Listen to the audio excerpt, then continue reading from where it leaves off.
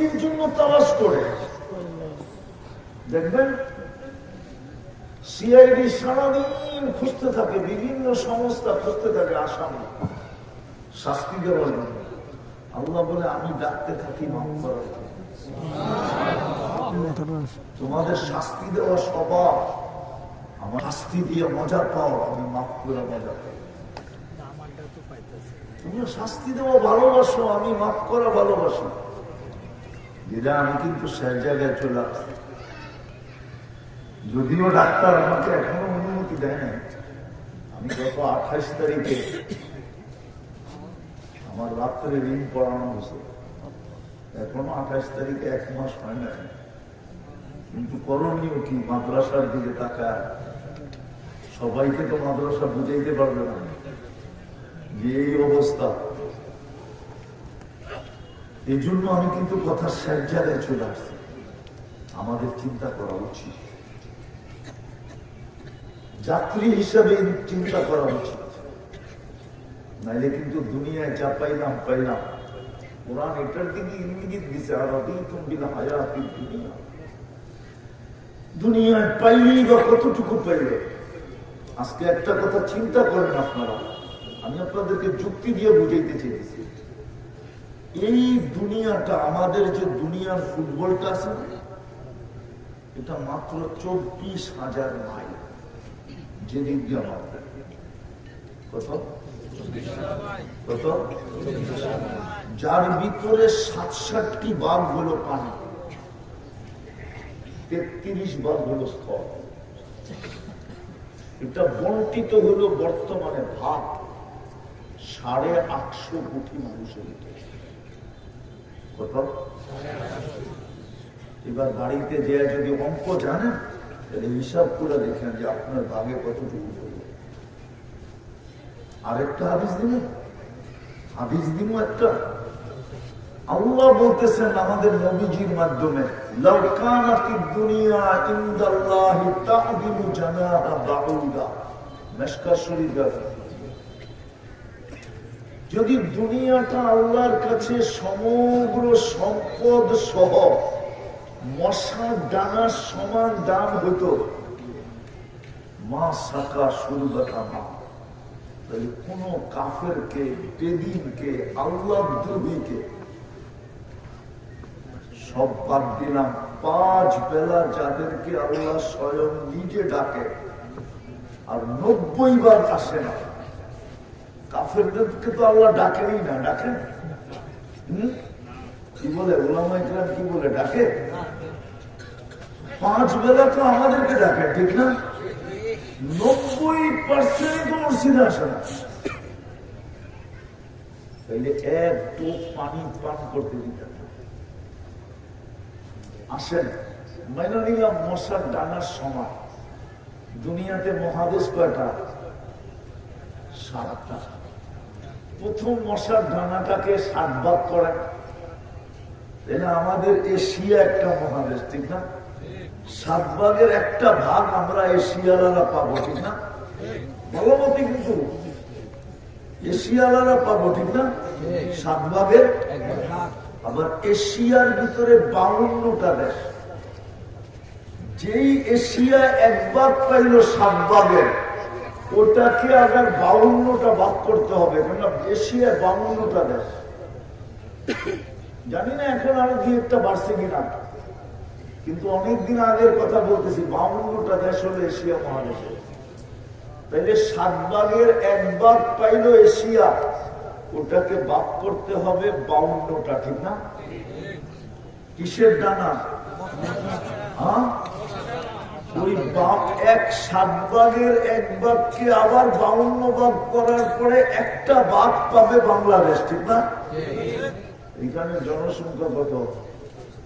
20 কোটি। একটা ডানাকে প্রথম করলো 7 ভাগ, পাইলাম আমরা এশিয়ালারা একটা ভাগ। আবার ওই 1 ভাগকে করলাম 52 ভাগ, ওটার থেকে পাইল বাংলাদেশ একটা ভাগ। ওটাকে আবার যদি 20 কোটি ভাগ করেন, তাহলে আপনি কি পাইলেন? কি পাইলেন? কোরআন তো এটাই বুঝিয়েছে, আল্লাহ বিল হায়াতিদ দুনিয়া। তুই এতটুক নিয়ে খুশি হয়ে গেলি কি করে? এতটুক নিয়ে তুই ভুলে গেলি কি করে যে চিন্তা করা দরকার ছিল যে আমি যাত্রী 24 ঘন্টা ভোগ করি যাত্রা। বলেন এখানে কে আছে 24 ঘন্টা 100 বার আল্লাহ বলে? বলেন 100 বার যে আল্লাহ বলতে পারি না, এই জন্য ডেলি একবার মাপ চাই যে আল্লাহ আমি পারি না, মাপ করে। কি আছে এরকম প্রশ্ন?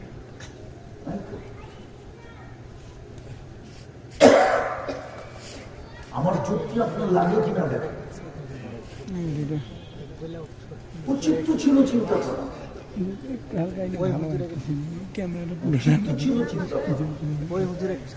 তাইলে আমি তো দেখাইলাম হতে পারতো চিন্তা আমার চোখে পানি নিয়ে আসতো যে হায় আমি তো কিছুই করতে পারলাম।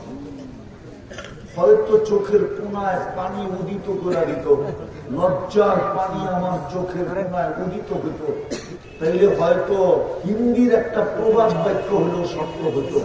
হিন্দিতে প্রবাদ বাক্য আছে, অনুসূচনা অনুতপ্তের পানি চোখের কোনায় উদিত হতে দেরি, তোমার গুনাহ ধুয়া যেতে দেরি না। প্রবাদ বাক্য, প্রবাদ বাক্যটা হাদিসের দিকে আমার সাথে একমত হবে। অনুতপ্ত হয়ে যদি কেউ চোখের কোনায় একটু পানি উদিত করতে পারে, নাসির মাথা সমান, হাদিসে আছে চক্ষু জাহান্নামের উপরে হারাম, এই ব্যক্তিটাই জাহান্নামের উপরে হারাম, দুজক নিবা যাবে।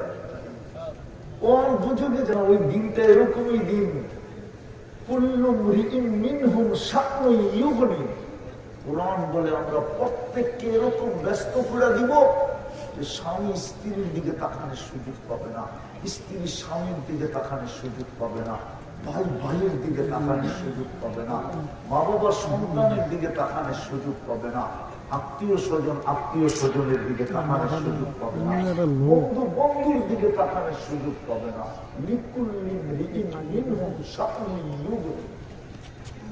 আমরা এরকম ব্যস্ত করে নবীরা পর্যন্ত মা বাবার খোঁজ নেওয়ার সুযোগ পাবে না। মেলে নাফসি নাফসি কেন বলবো? মেলে তো মা বাবাই বলতেন, ঠিক না? মেলে আল্লাহ রসুল এই কথা কেন বলবেন? আমি আনজুরু মুসা, আমি মুসা আলাইহিস সালামের মতো নবীকে দেখতেছি কিয়ামতের দিন, মুতাওয়াক্কিফুন বিউমুদিল আরশ, আরশের খুঁটি ধরে চিৎকার দিতেছে, বলতেছে রব্বি আসআলুকা নাফসি ওয়ালা আসআলুকা উম্মি ওয়ালা আসআলুকা উখতি। আমার বোনকেও চাই না, মাকেও চাই না, আমি তো আমাকে চাই না, আমাকে জিবরিল পর্যন্ত কেন চিৎকার দিবে? জিবরিল মাটিতে পড়বে আর চিৎকার দিবে, রব্বি সাল্লিম সাল্লিম, বাবা আমাকে বাঁচা। পায়ে হাত দিয়ে আসে চিন্তা করে।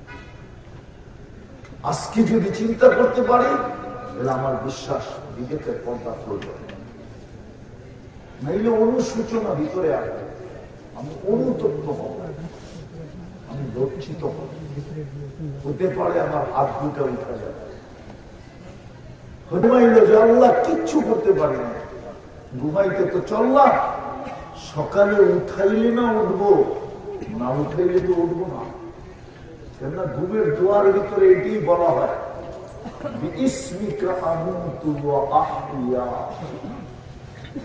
আপনার নামে সদিচ্ছায় মরতে তো চললাম, কিন্তু উঠবো আমার ইচ্ছায় না, উঠবো আপনার ইচ্ছায়। আহিয়া, আপনি উঠাইলে উঠবো, নাহলে উঠানো হবে না।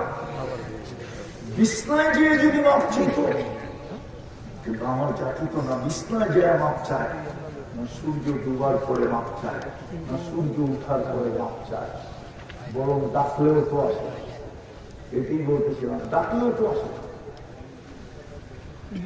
প্রতিদিন 5 বার কে ডাকে? কে ডাকে? কে ডাকে? আল্লাহ চিনেন? আল্লাহ তো চিনেন, আল্লাহ চিনেন। এই জন্য তো আমি বলি উচিত ছিল, প্রত্যেকটা মুসলমানের উচিত ছিল ডেলি না হইল সপ্তাহে, সপ্তাহে না হইল মাসে, মাসে না হইল বছর, উচিত ছিল 99 নামের অর্থ। আল্লাহ নিজের পরিচয় দিচ্ছেন। মানুষ যেরকম পরিচয় দেয় না, এখানে কিছু নাম আছে, বক্তাদের ছাড়াও কিছু নাম আছে, সবাই নামের নিচে পরিচয় লেখা আছে নাই? হ্যাঁ, আল্লাহ তো নিজের পরিচয় দিছে। আল্লাহ জিজ্ঞেস করছে, আল্লাহ নিজের পরিচয় দিছে, ওইদিকে যাওয়ার সুযোগ নাই। মক্কা আলাদা জিজ্ঞেস করছিল না আল্লাহর বংশ কি, আল্লাহর বংশ পরিচয় কি, বংশ পরিচয় তো কুলহু আল্লাহ নাযিল করছে, ঠিক না? হ্যাঁ, আমাদের নবীজির কাছে এসে জিজ্ঞেস করছে আপনার রবের নসব বলেন, পরিচয় বলেন। আল্লাহ কুলহু আল্লাহ নাযিল করে দিয়েছে।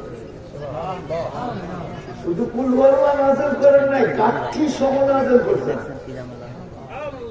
কোন সূরাকে জমিনে আনতে এত ফেরেশতা কখনো আসে না। জিবরিল আলাইহিস সালামের সাথে এত ফেরেশতা আসছে, কেননা ওনার পরিচয় পত্র কি কুলহু আল্লাহ কাঠি। এই জন্য তো সাহাবী শুনে মিছিল শুরু করছে। আল্লাহ একা একা, সবাই জিজ্ঞেস করছে মিছিল কেন?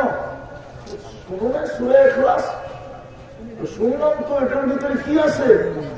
সাহাবী বলতেছে নেমাত রব রব্বুনা, জয় আমাদের রবের জয়, ইয়াকুল কলিল ওয়া ইউতিল জাসীর। ছোট একটা সূরা পড়তে দেরি, 10 পারার সওয়াব দিতে দেরি করে না। সুবহানাল্লাহ। ইয়াকুল কলিল, সময় লাগে অল্প, কিন্তু সওয়াবের ঘাটতি কত বড়। বলেন এই নিয়তে কয়বার সূরা ইখলাস পড়েন? এইখানে যারা আছে বসা বেশিরভাগই তো হবে পাড়াটিয়া, ঠিক না? বাড়িওয়ালা আছে কিনা আমি জানি না, আমার সামনে, আমার স্টেজে না, আমার সামনে যারা বসে আছেন বাড়িওয়ালা আছেন কি একজন? মনে হয় না, খুব কম, ঠিক না? বাকি বেশিরভাগই তো কি? হ্যাঁ, আরে বলেন না, পাইতেছেন? ভয় পান না, বলে ফেলেন। বেশিরভাগই তো কি বাড়াটিয়া, ঠিক না? বাড়িওয়ালা হইলেও কি হবে, 2-4-10 কাঠা বানাইতে তো জিন্দগি পার হয়ে গেছে, ঠিক না? হ্যাঁ, সত্য তো। অথচ সূরা ইখলাস 10 বার করলে জান্নাতে একটা বাড়ি কমপ্লিট হয়।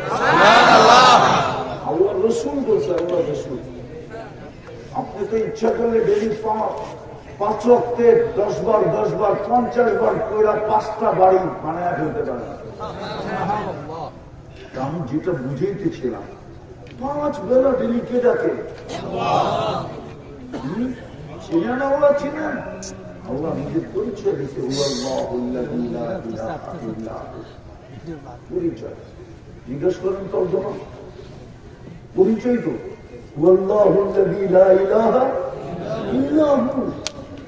الرحمن الرحيم الملك القدوس السلام المؤمن المهيمن العزيز الجبار المتكبر الخالق البارئ المصور الغفار القهار الوهاب الرزاق الفتاح العليم القابض الباسط الخافض الرافع المعز المذل السميع البصير حكم العدل اللطيف الخبير الحليم العظيم الغفور الشكور العلي الكبير حفيظ المقيت الحسيب الجليل الكريم الرقيب المجيب الواسع الحكيم الودود المجيد الباعث الشهيد الحق الوكيل القوي المتين الوليد الحميد الموصي المبدي المعيد المحيي المميت الحي والقيوم الواجد الماجد الواحد الاحد الصمد القادر المقتدر المقدم المؤخر الاول والاخر الظاهر والباطن الوالي المتوالي البر التواب المنتقم العفو الرؤوف مالك الملك ذا الجلال والاكرام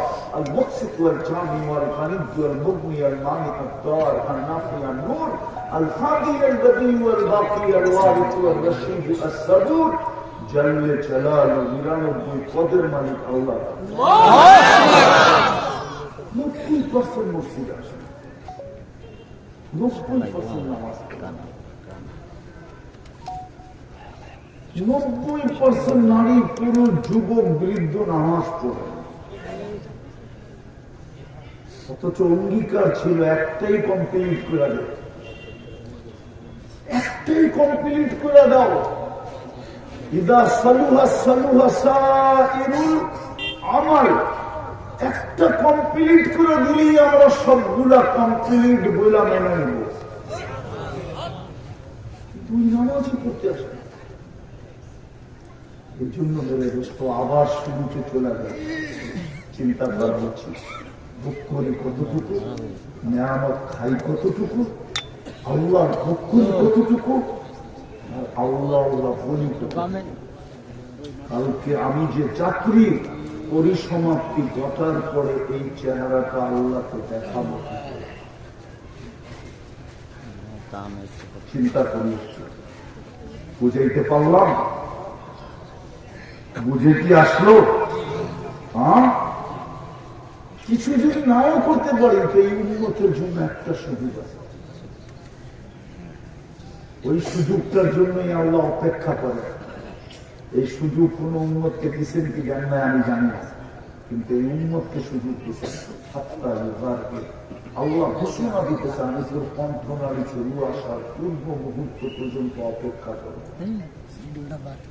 আল্লাহ অপেক্ষা করে, তওবার জন্য অপেক্ষা করবেন, তওবা করবেন। এই সুযোগ এই উন্মতকে আর কোন উন্মতকে দিচ্ছেন কিনা জানি। আরে শাবান তো আজকে আসে নাই, রজব আজকে আসে নাই। কুরআন তো বলে যেদিন থেকে আল্লাহ ওদিন থেকে শাবান চলতেছে, ওই দিন থেকে রজব চলতেছে। দেখলাম কুরআন তো এটাই বুঝায়। দেখলাম আইন্দা ইন্দাতা শুহুর ইনদাল্লাহি 12 শাহরান ফি কিতাবিল্লাহ। কিন্তু কোন উম্মতকে দোয়া শিখান না, বারিক লানা ফি রজব ওয়া শাবান ওয়া বাল্লিগনা রমাদান। এই দোয়া কোন উম্মতকে শিখান না, এই উম্মতকে শিখিয়েছিলেন। রজব কিন্তু শেষ, শাবান কিন্তু শুরু। শাবানের 2 তারিখ হলো আজকে, শাবান শুরু। আমি জানি না এই মজমা দোয়া কতটুকু করে। সমস্ত সুযোগের উন্নতি দিচ্ছেন। হৃদয় যদি কথা বুঝিয়ে এসে থাকে চলেন কমসে কম আল্লাহর কাছে তওবা করুন। তওবা রাজি? কে কে রাজি তওবা করতে? পাক্কা? তাহলে বলেন আল্লাহ অতীত থেকে তওবা করুন। আপনি আমাদের তওবা কবুল করেন। আমার 2টা কাজ শুরু করেন, 2টা। এই উম্মত বেশি পরিশ্রম করতে হবে না। এই উম্মতের সাথে আল্লাহ কেমন দোস্তি একটু আগেই বলছিলাম। যদি বুঝা থাকেন তো বুঝতে পারেন, যদি বুঝা থাকেন তাহলে বুঝছেন, মানে আমি সারা রাত বুঝেইও বুঝবেন না।